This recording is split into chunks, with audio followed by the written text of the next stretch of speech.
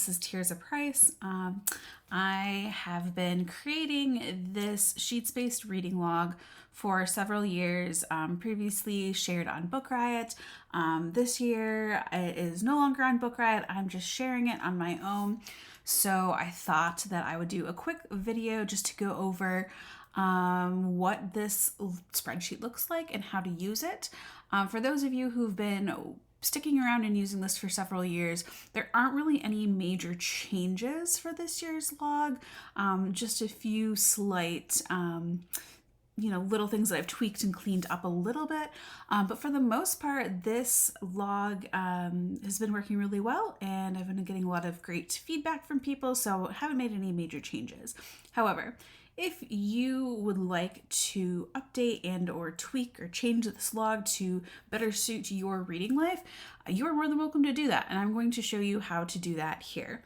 So first of all, this is the 2025 reading log. It is a sheets-based log. It is something that you can save to your own drive. So you do need your own Google account to do that. But it's pretty simple to use. I like that it is cloud-based, so you can't lose it or delete it or lose access to it if you lose your device. And you can also make it private, which is nice if you do not like having your reading data public. So the first thing that I want to show you is that when you get access to this is what it's going to look like. It's blank. And then to access your own copy, it's right up here. I always put it up here, but I'll just show you. You're going to go to File, you're going to go Make a Copy, and then you're going to save it to your own drive. You can rename it. So I could say Tears' 2025 reading log. Click Make a Copy. It opens up in a new tab, and you are good to go.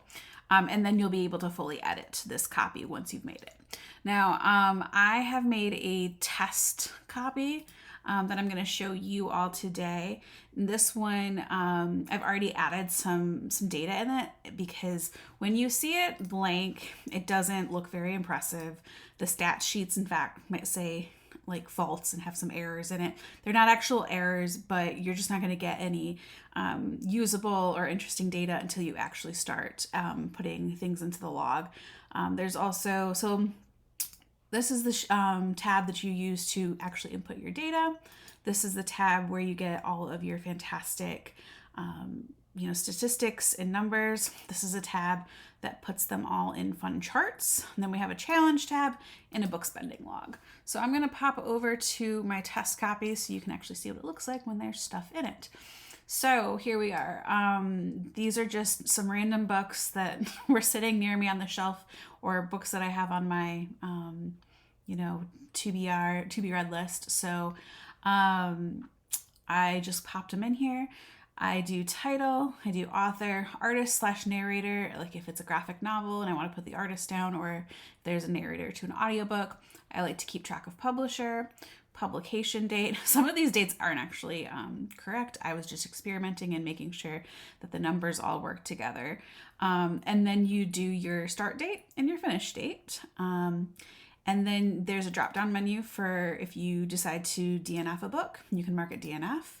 And then you can just backspace, clear that out. You can record the page length, the audiobook length, the format. So our options are print, digital, and audio. And then whether it's fiction or nonfiction. And then the form. So is it prose? Is it poetry? Is it an essay collection? Is it a play? Is it a picture book? All sorts of fun stuff there. Genre. Genres, these are pretty wide genres. You can get as specific as you want that with us. I'll show you how to edit that in a second. I do audience here. So is this for children, young adults, or adults? You can also edit this. So then we get into some of the identity data, with the caveat here that everything that I have marked here might not be 100% accurate. I kind of just go off of what I know about authors. And if I don't know something about them, I usually just leave it blank, but you can use this however you'd like. So if they're a person of color, I have options for if it's just the author and artist, just the protagonist, or if it's both. Same with LGBTQIA. Trans representation is its own column. And then creator gender. This one, so M is for male, F is for female. M/F means if there are two creators and one is male and one is female. Non-binary is an option. Other is kind of an option. I mean, that's not perfect. I'll show you how to edit that so you can add more gender identities if you'd like. Disability representation, same thing here. Is this book a reread or not? You can just say like the X is yes, otherwise blank is no. Same with a translation. And then if it is a translation, you can choose original language, because I know some people like to track how many books in certain original languages that they read each year. And obviously this is not a complete list of languages. And then nation of origin for the book. There's more countries here. Again, it's not a complete list. I'll show you how to add. I like to do book source because I like to keep track of where all my books are coming from. So own TBR, what you already have on the shelf. I distinguish this from what I purchased in a given year. So this is what I've purchased in 2025. Library, review copy, gift, borrowed. You can, again, add more. I do the same for audiobook sources because I like to kind of keep track of how many audiobooks and whatnot I read from which source. And then reason for reading. This is also just for me to kind of keep track of what do I read for fun versus work, school, personal development. I'm not actually in school, but that could be an option that you use. And again, you can personalize all of that. Then here at the very end, it will show you how many days it took you to read each book, your average pages per day, or average number of hours or minutes spent reading if you do audiobook. And then we'll offer you star ratings. So there's half stars, half a star up through 5 stars. And then there's a challenge column. I'll show you what that is in a second here. And then there's just a place for notes. So that is where and what you're going to do for entering your data. And I'm going to show you the stats tab, and then I'll come back to showing you how to change and edit that. So the stats tab has a lot of information here. You've got your total read books, your total did not finish, total pages, total hours listened to. I'll show you where the total money spent is coming from. And then you have some averages. Now, I'm showing you this, and if you are looking at this before January 1st, 2025, this is going to be a negative number because of the way the formula is set, because it averages out from whatever your current day is from the first of the year. So it will be a more accurate number once we're in 2025. And yeah, so just some really fun averages. You get all of the numbers, like the totals are listed out here with percentages. Sometimes it carries through funky. So like that, for example, is not coming through as a percentage. You just pop up here to the 1, 2, 3 and then say, hey, I want to see this as a percentage, and it'll change it. So sometimes it's hard to know what will work and what will not work until we start putting some stuff in there. So that's just an example of that. If you would like to add and change things over here, we certainly can. So I'm just going to come over to the genre, and I'm going to come all the way to the very top. Goodness, there we go. And I'm going to go up to data and then data validation. And that's going to pop up here a list of all the validation rules that are on this tab. But I want to look at O for genre. And if I click on this, it's going to come up with a long list. So if you want to change these, you can edit these, you certainly can. Just know that if you edit them here, you still have one more step to make sure that the data is properly tabulated. So I'm going to just say, hey, we're going to add another item. And let's say you want to track how many romantasy books you read. We can do that. So we do that, and then we hit done. And now when you come over here for all of these drop-down menus, romantasy is now an option. Cool, cool. However, if you want to make sure that your romantasy books are actually counted, you're still going to have to come over here to the stats tab and then scroll down. There's a reason why I put genre at the bottom here. You're going to put in romantasy. But then we're going to need to put the formula here. So real easy, you can just click right up here where there's already a number, and you're going to come up to this formula tab or formula bar, and I just say copy it and then come right back down here and paste. Now we're going to change true crime to romantasy. And now it's showing one romantasy book because I had a drop down. So if anything that you put in here is going to show up even if there's not a book attached to it. So let's just clear this out because I want to keep it all nice and neat. I don't have oh no, I do have the Onyx Storm. So let's say we're going to change Onyx Storm to romantasy. Come back over to stats, showing that they've read one romantasy book. And then if you want to get your percentages, again, come up here, steal that formula. We're just going to copy and we're going to paste, but we're going to make sure instead of E62, we want E63 because we moved down one line. And hit enter. And there we go. We're going to hit that and get a percentage.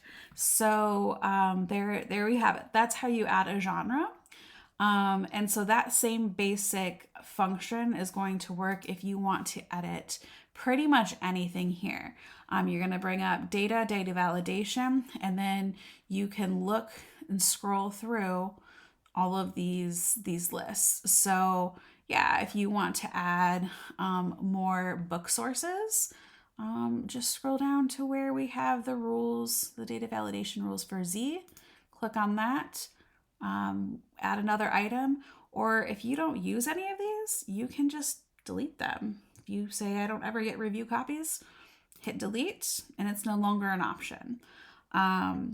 It will still show up over here on the stats as an option, review copy. And it's showing 2 because I did have 2, so I would have to go back and I would have to change the review copy option. But you could change that out. If you have a friend or another source that you get books from and you want to track that, you certainly can. So I'm actually going to go back and I'm going to undo that though because, oh, I can't. Okay, never mind. It's all good. It's not going to affect what I'm going to show you next, which is our charts. So this is honestly one of the things that I love the most about this reading log is I love the pie charts and I love the graphs that are generated. These are done pretty much automatically as long as you enter in your data correctly under the reading log tab and it all looks good on the stats. The charts pull directly from the stats tab. And it's just fun to see. I love seeing my different book sources. I love seeing my different genres. It also, I find, is really helpful in helping me ensure that I'm always reading diversely because I have this chart down on here where I see how many authors of color I've read versus just white authors.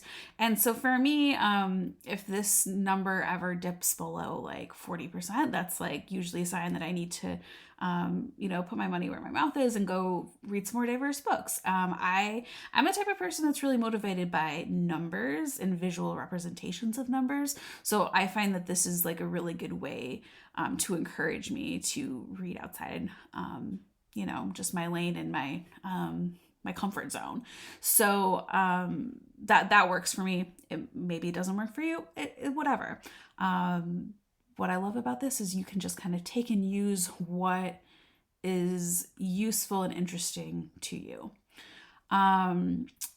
Also, please note that these star ratings, I just randomly put in star ratings so you could get a little bit of an idea of what this would look like in the chart.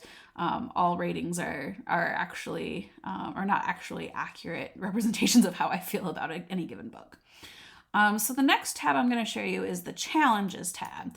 Now, if you have been around for a while, you might know that when I was still doing this under the umbrella of Book Riot, we would put the Read Harder challenge here. So there's a list for 24 challenges. You can still, if you want to go grab the Read Harder challenge and copy and paste it in here, you are more than welcome to. You just copy and paste each of the challenges into this box here. If there's another reading challenge that you like more or you would want to do, you can go and do that one and paste that one in there, or you can come up with some of your own reading challenges. So this is just kind of what I did as an example. I would say I said I'd read a book for my 2024 purchase pile because I bought a lot of books last year that I didn't end up reading. Some that my mom recommended, some that I borrowed from friends. I have a lot of nonfiction on my TBR that I want to read. I do want to read more YA fantasy this year. I always feel like I should be reading more classics. I want to start the Three Pines series. So yeah, these are just kind of prompts or reminders of things that I would want to read or I'm hoping to read more of this year. And then as you read, you can get them to show up here. Now you can just type them, but there's a really cool little trick I have. And I'm going to show you what it is. So if I say, okay, I want to read more books for my 2024 purchase pile. If I go over to my reading log, let's just say that I bought the book, The Rivals, in 2024, and I'm going to finally read it in 2025. So I'm going to see that this is, I'm going to look at all the data here, and then I'm going to scroll all the way over. Remember that we had this challenge column.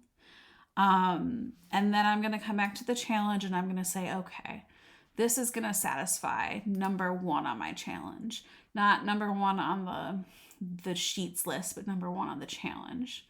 And then I'm going to go back to my reading log, and under the challenge column, I'm going to put in 1. Hit enter. Then when I come back over to the challenges tab, that shows up automatically. So that's pretty cool. And then this notes tab is just for you. And then if you have, I left room for 24 challenges. You can adjust this though. If you only want to do 10 challenges, I would just adjust this number up here to 10. And then it will kind of keep track of how many you've completed versus how many you still need to do. You don't have to change anything for how many you've completed because it's just counting everything that is in this column here. Okay, so the last tab is the book spending log. Don't hate me for this one. I actually find this one really nice because I'm an author and I do, write off certain book purchases on my taxes. So it's helpful to keep track of what I spend. So I just do title, author, format. We have hardcover, paperback, ebook, and audiobook. Retail source, those are just some general ones. You can actually customize this to be more I guess along the lines of your purchasing habits. So if there's a certain independent bookstore or 2 or 3 or 5 that you always shop from, you can actually be a little bit more specific than just indie. The cost, how much you paid for the book, your reason for purchase. Again, you can I left these the same as reason for reading, but you can customize these yourself. And then just whether or not you've read the book, because that's always my challenge is I buy a lot of books and I don't always read them. And so this kind of helps keep me on the right track. So I'm ensuring that I'm reading most of the books that I purchase. And then if you want to, you can keep track of the date you purchased at.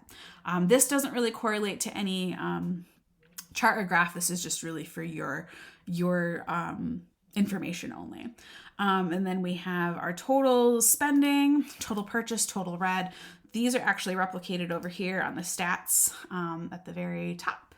We've got total books purchased. Actually, I guess we don't have, we have total books purchased and we have total money spent. We don't have total purchase books read. So that's only over here. Right here, this is kind of just like my calculations. So those are off to the side. These do need to stay in play. Unfortunately, if you hide these, then the calculation power goes away. But hopefully that won't bother you too much. Again, it's like editing the reading log page. You just want to come over here. You can hit the edit button even. You don't even have to go up to data and data validation, but that's another way to get at it. You can change these, you can add them, but just know anything that you change or add, you're going to need to also have a correlating addition or a revision over here.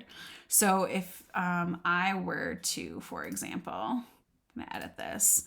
My local independent bookstore is Schuler Books, and I buy a lot of books from them. So I'm going to replace Indie with Schuler Books. I'm going to say, okay, I'm done. Okay, there are 997 other drop downs with the same property. Yes, we want to apply to all. So then I can change from Indie to Schuler Books. But then when I come over here, I want to make sure that this says Schuler Books. And then I want to come into this, I want to bring up this formula bar, and then instead of Indie, we're just going to replace Schuler Books. And it has to be typed exactly as you type it in the drop-down menu. Hit enter, boom, it's now being counted. So that's just a way that you can revise or change any of these, and you can add other sources as well. And then this calculation, if you need to move down for more space, you can certainly, cut and paste. It's not going to affect how things are counted because we are moving everything. So you can give yourself some more space. Just a couple of notes about this to wrap up. This reading log is powered by your finish date and whether or not there's a title there. So if there's ever any discrepancies between what you have on the sheet and what's showing up as a statistic, just know that that total read number is being powered by the column H, and column H is our finish date. So you can have, 12 books here that you've actually have a finish date to, and then maybe like another 3 or 4 that you've started, but there's no finish date, but it's only going to show you that you have a total of 12 read. Now that might throw off your numbers a little bit because you can fill it out and you can have all of this information about whether it's fiction, prose, the genre filled in. And that's still going to show up under the stats page as an additional book. But your percentages are all being calculated and powered by that total number of read and finished books. So just know that if the math seems like it's slightly off, as soon as you finish the book, everything will adjust. That is unfortunately the easiest and cleanest way I have found to keep all this information organized. Sheets is not a perfect platform for doing this. It's pretty powerful, but we still kind of run into little quirks like that. So just want to give you a heads up that is why that is the way it is. And Sheets is not malfunctioning if something is coming up not quite correct for you. So there we have it. This is the 2025 reading log. Please feel free to use it, enjoy it, hack it, tweak it, do whatever you need to do to make it work for you. This is something I really enjoy doing and sharing each year, and I love hearing from other readers about how they make it work for them. So I hope you have a fantastic year in reading, and happy 2025.